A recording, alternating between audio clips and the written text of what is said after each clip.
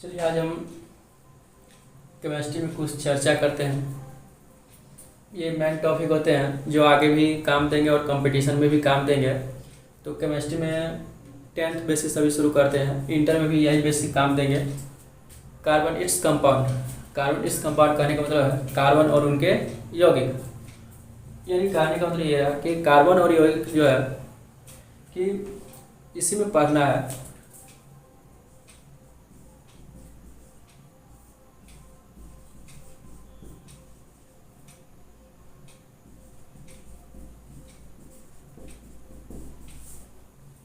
यानी पढ़ना है कार्बन और उनके यौगिक। इस अध्याय में मेनली चर्चा होता है उसके यौगिकों का ज़्यादा चर्चा होता है और ये कार्बन से मिलके अत्यधिक मात्रा में यौगिक बनते हैं, इसलिए इसमें कार्बन और उनके यौगिक के बारे में पढ़ना है।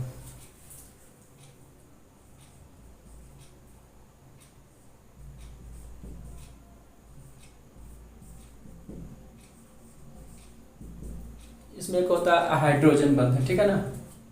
तो ये हाइड्रोजन बंधन भी इसी में पढ़ना है। एक हाइड्रोकार्बन होता है, तो हाइड्रोकार्बन कहते हैं किसको, जिसमें हाइड्रोजन और कार्बन का सहयोग होगा।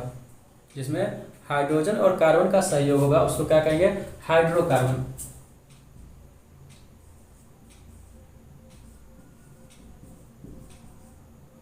यानी जिसमें हाइड्रोजन और कार्बन का सहयोग होता है उसको क्या कहेंगे, हाइड्रोकार्बन। तो यहाँ तक दिक्कत नहीं होगा कि हाइड्रोकार्बन किसको कहते हैं, जिसमें हाइड्रोजन और कार्बन का सहयोग उसको हाइड्रोकार्बन कहते हैं। जैसे CH4, इसमें हाइड्रोजन भी है और कार्बन भी है। इस तरह के बहुत ही यौगिक बनता है, ठीक है ना। C2H2 ये सब के यौगिक है जो हाइड्रोकार्बन में आते हैं। ये हाइड्रोकार्बन 4 प्रकार के होते हैं। तो अब 4 प्रकार कौन कौन होते हैं,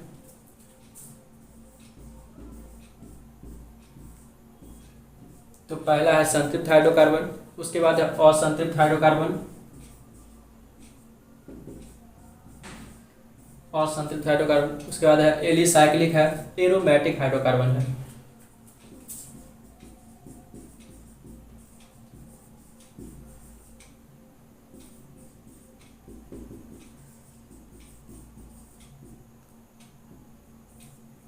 तो यहाँ देखिए संतृप्त हाइड्रोकार्बन, असंतृप्त hydrocarbon, alicyclic hydrocarbon, aromatic hydrocarbon.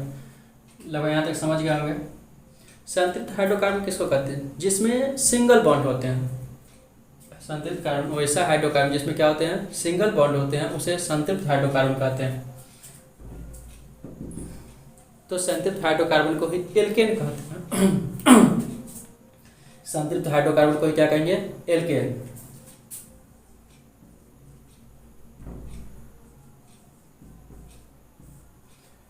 संतृप्त हाइड्रोकार्बन क्या कहेंगे, एल्केन, जिसमें सिंगल बॉन्ड होते हैं, ठीक है। और संतृप्त हाइड्रोकार्बन किसको कहेंगे, जिसमें डबल और ट्रिपल बॉन्ड होते हैं। जिस हाइड्रोकार्बन में डबल और ट्रिपल बॉन्ड होते हैं उसको क्या कहेंगे, असंतृप्त हाइड्रोकार्बन। असंतृप्त हाइड्रोकार्बन, इसमें ये 2 प्रकार के होते हैं।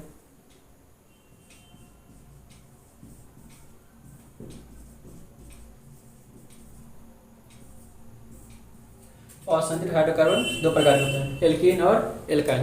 यहाँ तक दिक्कत नहीं होंगे। संतृप्त हाइड्रोकार्बन जिसमें सिंगल बॉन्ड होते हैं उसे कहेंगे एल्केन, जिसमें डबल और ट्रिपल बॉन्ड होते हैं उसको असंतृप्त हाइड्रोकार्बन कहते हैं। ये 2 प्रकार के एल्कीन और एल्काइन हो जाते हैं। एलिसाइक्लिक हाइड्रोकार्बन क्या होते हैं, सो देखिए। एलिसाइक्लिक हाइड्रोकार्बन वैसा हाइड्रोकार्बन जिसमें चारों ओर से एक बंद होते हैं, ठीक है। चारों ओर से क्या रहेंगे, वो बंद होंगे, उसको क्या कहेंगे, एलिसाइक्लिक हाइड्रोकार्बन। यानी जैसे मैं देखिए ये त्रिभुज है, ठीक है। इसको क्या कहेंगे, एलिसाइक्लिक हाइड्रोकार्बन। जिसमें एलिसाइक्लिक में क्या होता है, पहले साइक्लो लगता है, उसके बाद उसका तत्व का नाम होता है। जैसे ये क्या है, त्रिभुज है, यहाँ कार्बन एगो होगा, एगो यहाँ होगा, एगो यहाँ पे होगा। तो 3 कार्बन हो गए, तो 3 कार्बन को क्या कहते हैं, एथ मेथ प्रोप। तब प्रोप हो जाएगा तो साइक्लो प्रोपेन इसको पढ़ेंगे, ठीक है। हम इसका चर्चा भी कर रहे हैं। एरोमेटिक हाइड्रोकार्बन क्या है, एरोमेटिक हाइड्रोकार्बन क्या होता है कि सिंगल बॉन्ड के बाद डबल बॉन्ड, डबल बॉन्ड के बाद फिर सिंगल बॉन्ड, फिर सिंगल बॉन्ड के बाद फिर डबल बॉन्ड, इस तरह करके जो जुड़ा हुआ रहेगा उसको क्या कहेंगे, एरोमेटिक हाइड्रोकार्बन। जिसमें बेंजीन जानते हैं, बेंजीन में क्या होते हैं,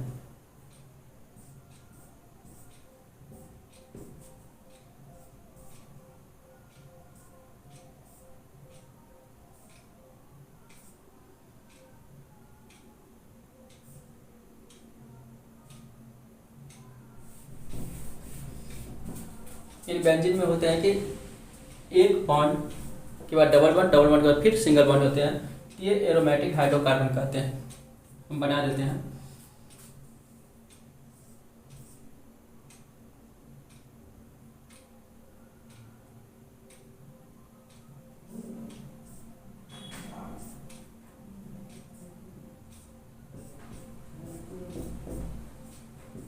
देखिए ऐसा रहे तो इसको कहेंगे बेंजीन, या ऐसे भी रहता है,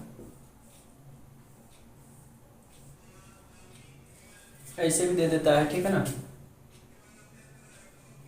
ऐसा भी फिगर आता है, तो इसको भी कहते हैं बेंजीन है। अब देखिए यहाँ पे एल्केन के बारे में हम चर्चा करेंगे आज, तो यहाँ तक लगभग समझ गए होंगे।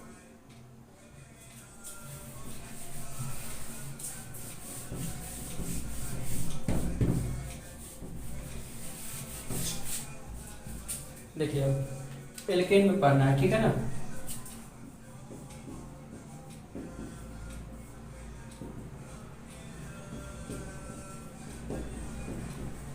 एल्केन में क्या अल प्लस एन, यानी लास्ट में एन लगता है, इसमें लगभग दिक्कत नहीं होगा।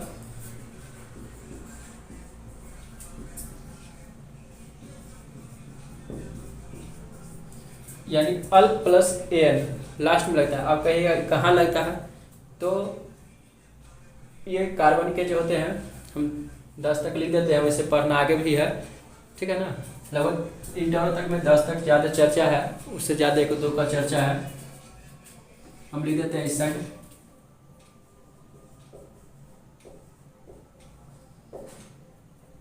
पहला में होता है मेथ,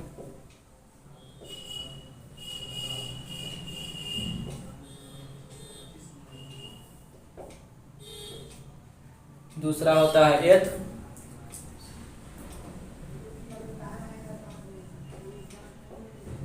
तीसरा होता है प्रोप,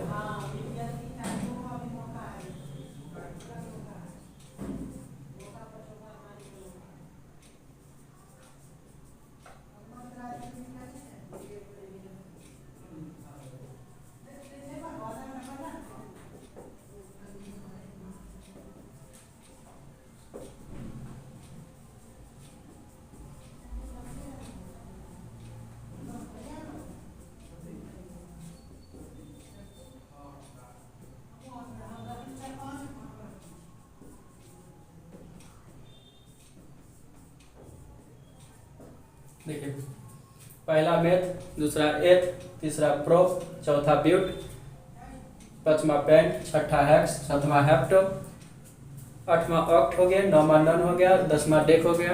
आगे 11वां अनडेक पढ़ते हैं, डोडेक पढ़ते हैं, ट्राइडेक पढ़ते हैं, टेट्राडेक पढ़ते हैं, इस तरह करके आगे और भी नाम होते हैं। लगभग यहाँ पे हम लोग 10 का चर्चा करेंगे, इसका और भी नाम होते हैं। एल्केन में हम लोग देखते हैं कि लास्ट में क्या लगेगा, एन, इसी में ए एन ही लगेगा, ठीक है। तो मैथ में ए एन लगाएंगे, क्या मेथेन पढ़ेंगे, क्या पढ़ेंगे मेथेन। अगर हिंदी में एन लगाते हैं तो उसको मेथेन पढ़ते हैं, इंग्लिश में लगाइए तो ए एन ही लगाइएगा, नहीं तो एन लगाना पड़ेगा। इस तरह करके सबका नाम क्या है, इसका हो जाएगा एथेन, इसका हो जाएगा प्रोपेन, इसका हो जाएगा ब्यूटेन, इसका हो जाएगा पेंटेन। इस तरह करके सबका नाम लगभग आप कर लीजिएगा। अब इसका सूत्र होता है, ठीक है, इसको कहते हैं सामान्य सूत्र।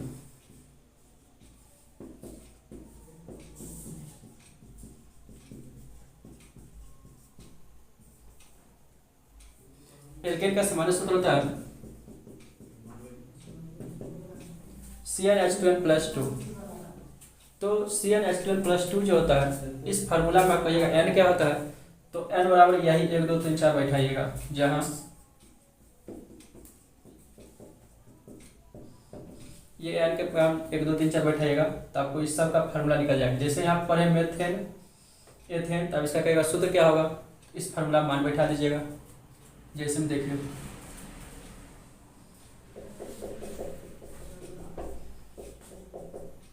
देखिए एक बैठा रहे हैं तो एक कार्बन यहाँ पे दो, ये दो एकम दो और दो कितना हो गया 4।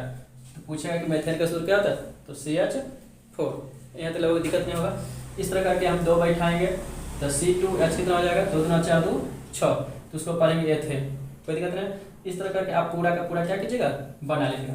अब हम देखते हैं इसका संरचना, ये सूत्र है, ये याद रखिएगा। इसका एक संरचना, इसका एल्केन का पूछता है कि प्रथम तत्व क्या होता है, प्रथम तत्व क्या है, मेथेन है। यानी प्रथम यौगिक क्या होते हैं, मेथेन होते हैं, यानी प्रथम सदस्य में इसको मेथेन कहते हैं, कोई दिक्कत नहीं है। अब इसका हम संरचना बना देते हैं, ठीक है।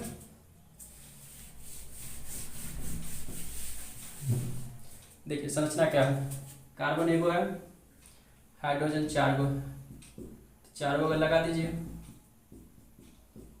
हो गया। ये हो गया मेथेन के संरचना, कोई दिक्कत नहीं है।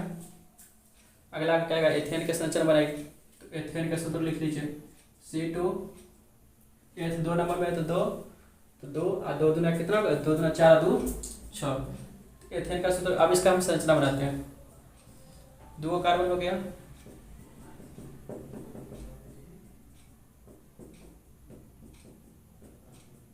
देखिए इसमें ये हुआ एथेन का संरचना, ठीक है ना।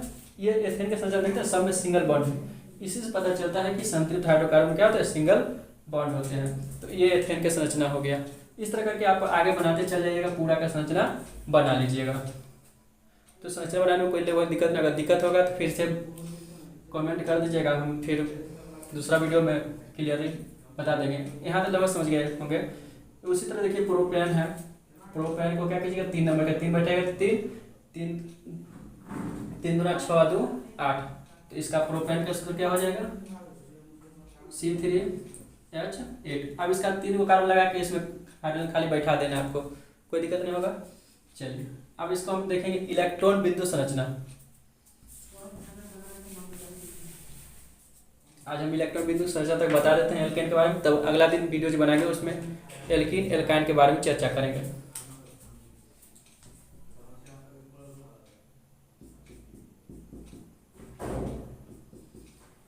देखिए हम जानते हैं कि इसमें कार्बन में जो होते हैं 5 तक कक्षा में 4 इलेक्ट्रॉन होते हैं, ठीक है। तो 4 इलेक्ट्रॉन बैठा दे, कोई दिक्कत नहीं है। हाइड्रोजन के क्या होते हैं कि एक इलेक्ट्रॉन किसी से लेने की क्षमता रखता है, ठीक है ना, या देने की क्षमता रखता है। कार्बन क्या है कि 4 इलेक्ट्रॉन लेता है या किसी को दे सकता है। तो इसमें हाइड्रोजन में भी एक इलेक्ट्रॉन बैठा दीजिए, कोई दिक्कत नहीं है।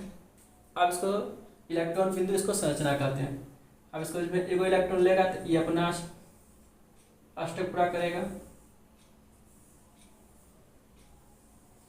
ये ध्यान रखिए इसमें कोई सटे नहीं, ठीक है। आप कार्बन क्या को इलेक्ट्रॉन लेगा, 4 गो, इसको घेर लीजिए। ये हो गया मीथेन का संरचना।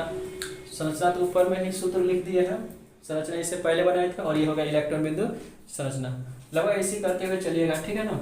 तो लगभग आपको बना लीजिएगा। फिर इसके अगला वीडियो में हम एल्कीन एल्काइन और उसके बाद जितना भी उसका चर्चा डिटेल में करेंगे। आज फिर इतना ही। अगर वीडियो अच्छा लगे तो सब्सक्राइब कीजिए, लाइक कीजिए, ठीक है। और सब जहाँ तक हो सके दूसरे को भी बताइए।